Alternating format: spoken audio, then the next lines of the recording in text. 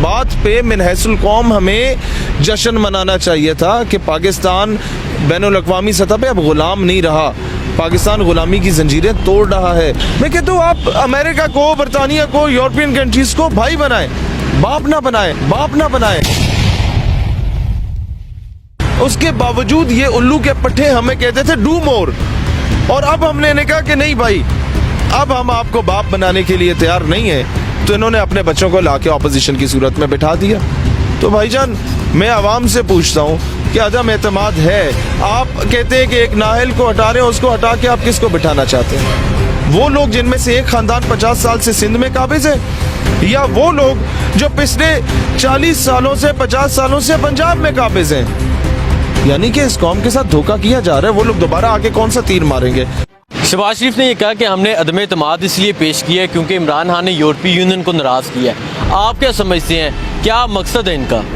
इनके बकौल ये शख्स तो ये एजेंट है, तो ये किसको राज़ी करने के लिए निकले हैं? देखें, खान की गवर्नमेंट का सबसे बड़ा इफेक्टिव मैं खुद हूँ। मैं केसेस फेस कर रहा हूँ पिछले 2 सालों से, बट स्टिल देन जब आपके घर के अंदर का मामला होता है वो घर के अंदर रहना चाहिए। मैं इख्तलाफ रखता हूँ और धरने भी देता हूँ, लेकिन जब घर से बाहर आप निकलते हैं और आप अपने बंदों पे गिरेबान डालते हैं, जब आप किसी और के एजेंडे पे आके कौम की सालमियत को नुकसान पहुँचाते हैं। पिछले 22 सालों से हम लोग अमेरिका की गुलामी में जी रहे थे। वाहिद इस बार आके अगर कोई एब्सोल्युटली नॉट कहता है, मेरा उससे सो इख्तिलाफ है, मेरा उसके वज़रात से इख्तिलाफ है, लेकिन एब्सोल्युटली नॉट जब होता है तो मेरी इज्जत होती है, बीइंग अ पाकिस्तानी इस कौम की इज्जत होती है। और जब दुनिया आपको फोर्स कर रही है कि रशिया और यूक्रेन के मामले पे आप एब्सटेन क्यों कर रहे हैं, आप रशिया की मजम्मत करें, आगे से जवाब होता है कि हम यूरोपीय यूनियन के गुलाम हैं, हम कोई तुम्हारे वो बच्चे लगते हैं। आपने जब इग्नोर कर दिया तो मैं समझता हूँ इस बात पे मिनहसुल कौम हमें जश्न मनाना चाहिए था कि पाकिस्तान बैनुल अक़वामी सतह पे अब गुलाम नहीं रहा, पाकिस्तान गुलामी की जंजीरें तोड़ रहा है।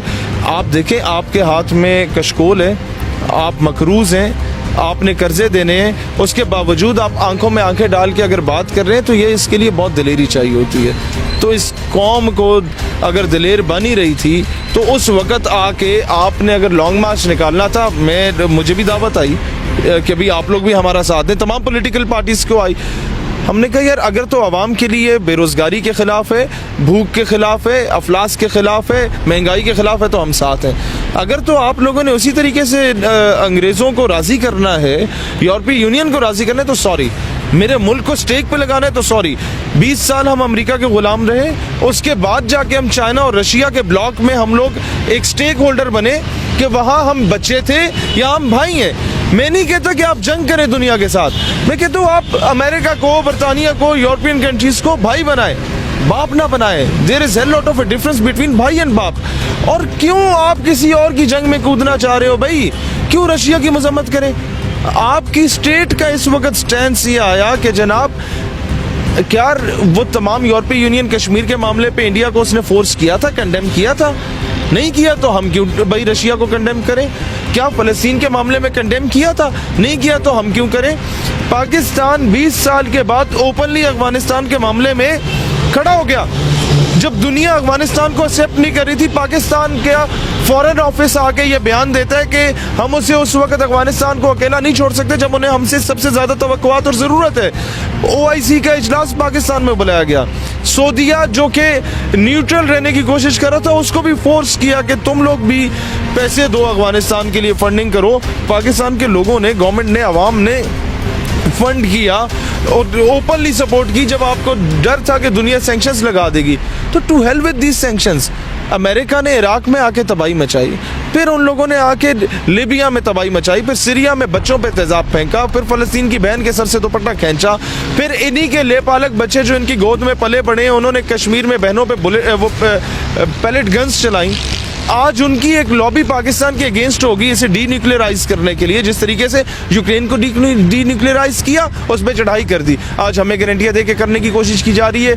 यही पार्टी जो यहाँ लॉन्ग मार्च आई थी, इसकी साबिका वजीर आजम साहिबा, she wanted to visit those places, और हमारे जो भाई लोग थे जो रियासत में अपना किरदार अदा करते हैं, उन्होंने दे रिफ्यूज्ड कि हमें पता है आपके साथ जो एक बंदा है वो किसका एजेंट है।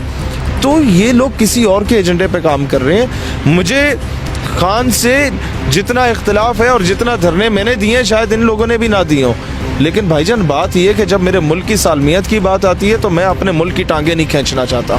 मैं तब अपने मुल्क की बका के लिए खड़ा हूँगा, तब हमारी पूरी पार्टी अपने मुल्क की बका के लिए खड़ी होगी। हमारा पॉलिटिकल ओपोनेंट ही कोई अच्छा काम अगर कर लेता है, हमारे चलो इससे गुर्बत कंट्रोल नहीं हुई, महंगाई कंट्रोल नहीं हुई, आप कह सकते हो कि वज़रा की नाअहली है, लेकिन फॉरेन पॉलिसी अगर आपके मुल्क की आज़ाद हो गई है, दुनिया में लोग अभी आपको चोर नहीं कहते, दुनिया में लोग अभी आपको बात करते वक्त भिखारी अगर कहते हैं तो उससे घबराते हैं। क्यों घबराते हैं? कि आप अभी गुलामी छोड़ चुके हैं, आप अभी बेटियों की दलाली करना छोड़ चुके हैं, आप अभी अड्डे देना छोड़ चुके हैं, आप अभी अपने अगवानियों के गिरबान नोचना छोड़ चुके हैं, आप अपनी ज़मीन गैरों के लिए इस्तेमाल करना छोड़ चुके हैं, तो आपकी इज्जत बरकरार होगी। हम लोगों ने 70,000 शहादतें दी, हमारे फौजी जवानों ने, हमारे सिविलियंस हज़ारों लाखों की तादाद में बेघर हो गए। कोलेटरल डैमेज के खाते में हमारे मुल्क की कोई मस्जिद, कोई मदरसा, कोई दरगाह, कोई इमाम बारगाह, कोई स्कूल, कॉलेज, यूनिवर्सिटी कुछ महफूज नहीं रहा। उसके बावजूद ये उल्लू के पट्टे हमें कहते थे डू मोर, और अब हमने कहा कि नहीं भाई, अब हम आपको बाप बनाने के लिए तैयार नहीं है, तो इन्होंने अपने बच्चों को लाके ऑपोजिशन की सूरत में बिठा दिया। तो भाईजान मैं आवाम से पूछता हूँ कि अदम एतमाद है। आप कहते हैं कि एक नाहल को हटा रहे हैं, उसको हटा के आप किसको बिठाना चाहते हैं? वो लोग जिनमें से एक खानदान 50 साल से सिंध में काबिज है, या वो लोग जो पिछले 40 सालों से 50 सालों से पंजाब में काबिज हैं? यानी कि इस कौम के साथ धोखा किया जा रहा है। वो लोग दोबारा आके कौन सा तीर मारेंगे? फिर अमेरिका की गुलामी में पाकिस्तान को दे देंगे, फिर बेटियां उठाई जाएंगी। यही लोग हैं जिनके दौर में सबसे ज़्यादा ड्रोन स्ट्राइक्स हुई थी। ड्रोन स्ट्राइक मुझे बताओ अभी पिछले दिनों में कब हुई है? तो देखिए, फॉरेन पॉलिसी बेहतर हो रही है तो मैं तो भाई राज़ी हूँ। अच्छा ये बताएं कि जो हमेशा एक चुरन बेचा गया कि इमरान खान एजेंट है, आज ये लोग किसके एजेंडे पे काम कर रहे हैं, और क्या इनकी बातें से साबित होता है कि इमरान खान यूदी एजेंट है? देखिए, बात यह है कि इख्तलाफ राय हो सकता है पॉलिटिकल पार्टीज़ को। हमें भी इमरान खान से इख्तलाफ राय, मैं भी इसके वज़ीर के ख़िलाफ़ लड़ा हूँ, अरेस्ट हुआ हूँ डब्बू के ख़िलाफ़।